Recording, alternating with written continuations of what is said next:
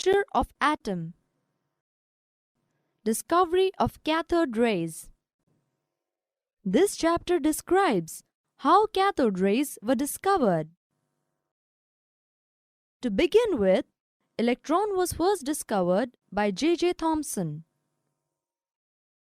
This experiment shows how J.J. Thomson and William Crookes were able to identify the cathode rays.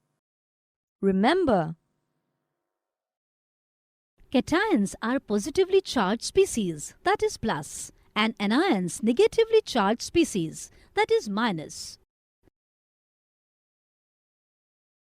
Cathode is negatively charged electrode, while anode is positively charged electrode. Hence, cations move towards cathode and anions move towards anode. Simply rhyme it as Cc and Aa to remember and read as cations move towards cathode and anions move towards anode. Information. The term cathode and anode were employed following a convention established by Michael Faraday.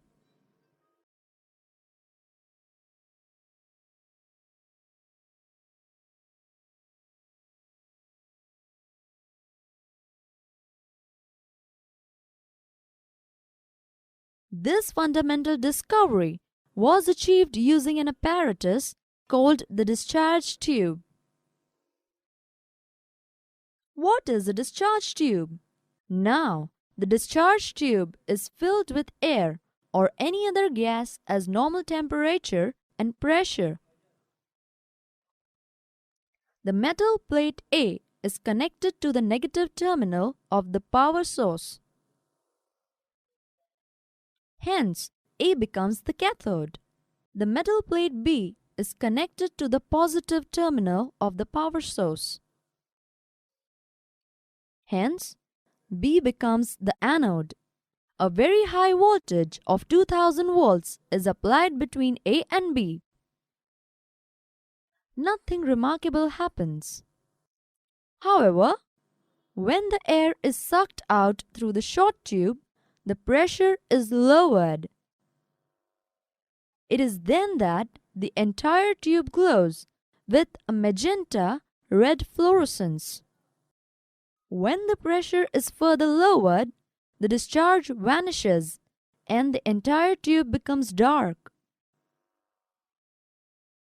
However, the end opposite to the cathode emits greenish-yellow light.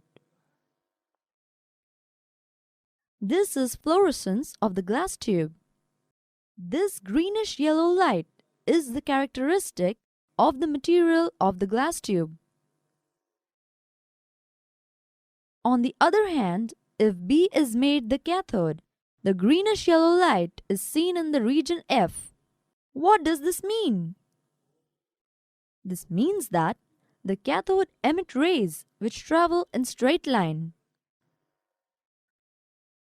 These rays hit the glass tube and cause fluorescence. These rays were called the cathode rays.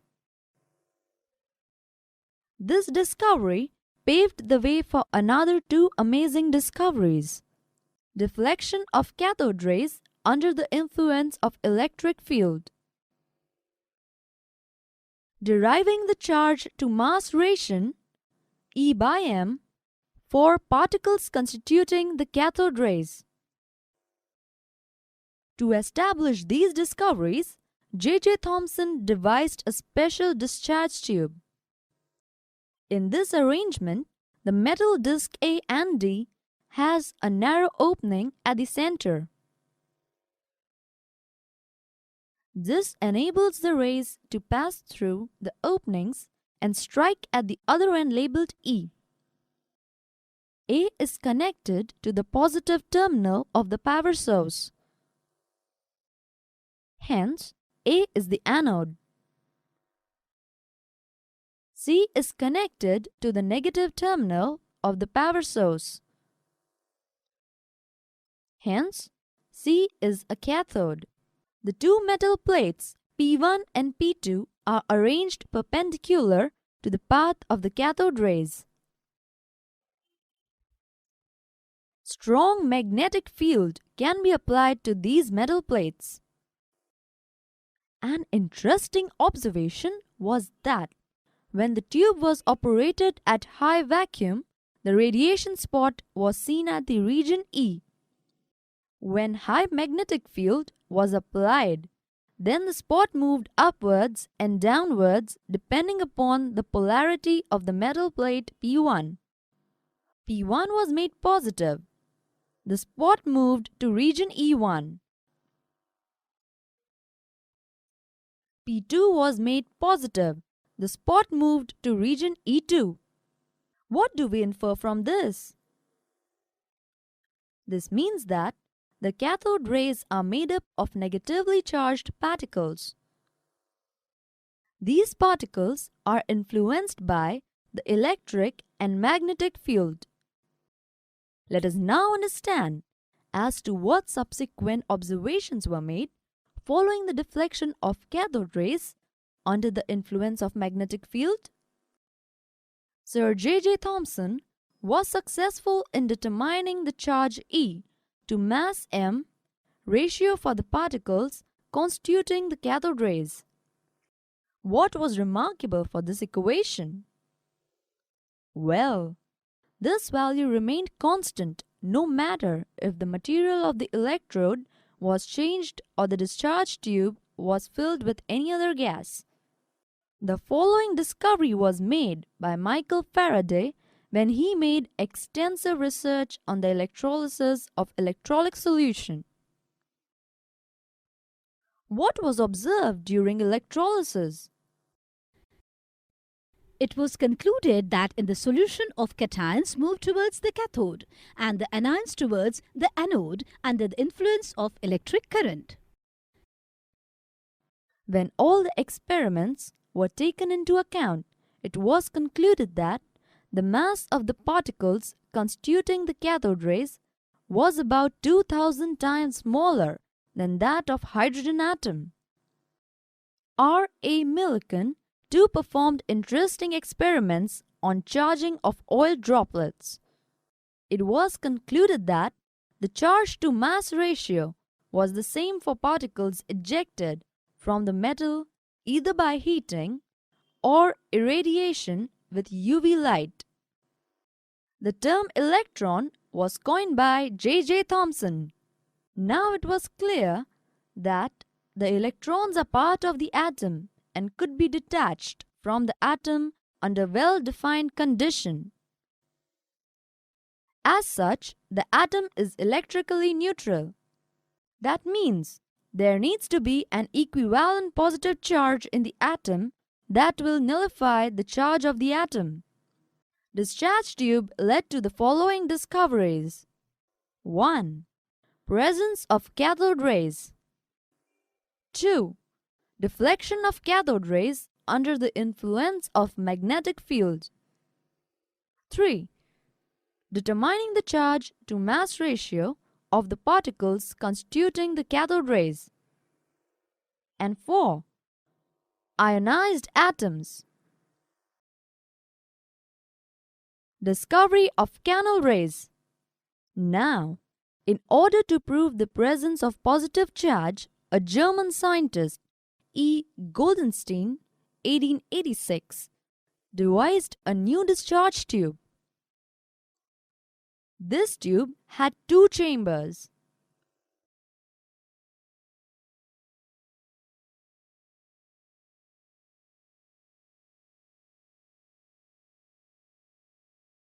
The two chambers were separated by a perforated metallic disc that served as cathode. The electrical discharge between the cathode and the anode led to the observation of some new rays.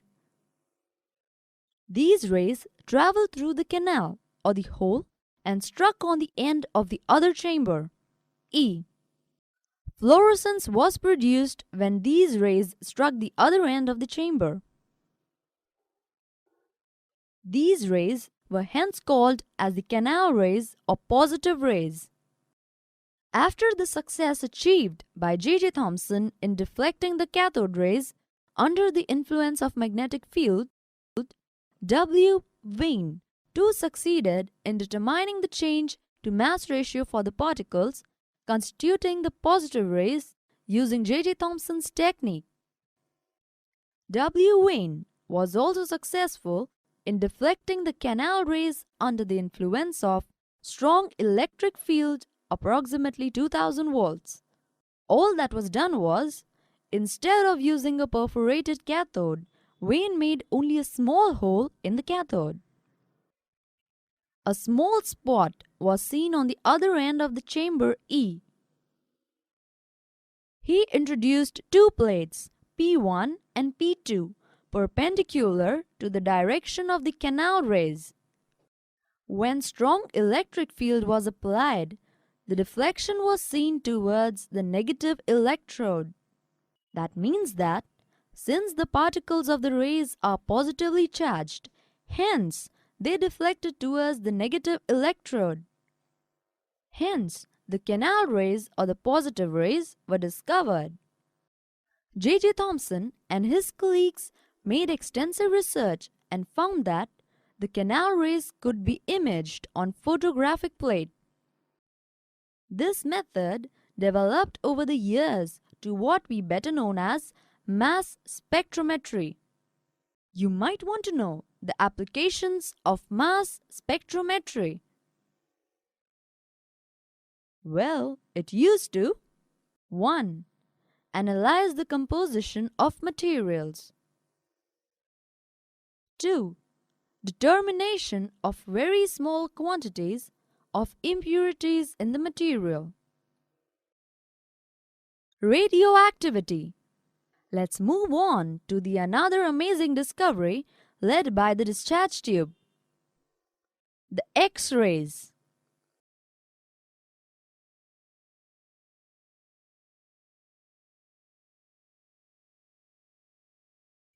In 1896, the natural radioactivity was discovered by A. H. Becquerel.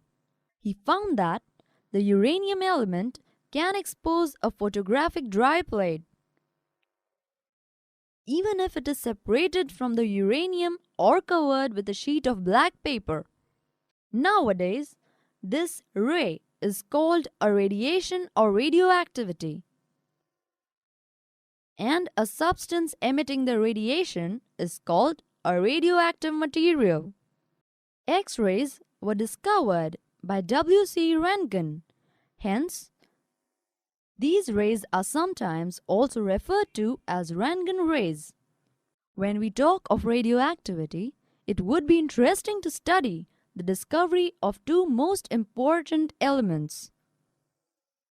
The discovery of radium and polonium. In 1898, M. Curie and P. Curie confirmed that the radioactivity does not depend on the chemical state of the relevant atom but relates to the atom itself. They noticed that the radioactivity of uranium, pitchblende ore of uranium, polonium, 400 times effective than uranium, radium, million times effective than uranium. They discovered new elements, radium and polonium, out of pitchblende. By the way, you should note that the term radioactivity was given by M. Curie. Information. Substance was named polonium after the birth of M. Curie, Poland. The term radioactivity was given by M. Curie. F. Soddy found that the radium emits radiation to decay and change into another element, radon. This is the first discovery of the radioactive decay of an element. After the discovery of the radioactivity or the radioactive decay of an element, people have realized that the atom is not an ultimate particle, but it consists of smaller basic elements. Namely, an atom has still an internal structure. Therefore, it becomes a very interesting problem as to what the structure of an atom is. Types of radioactivity. It has been clarified that there are three types of radioactivity, that is, alpha, beta, and gamma rays.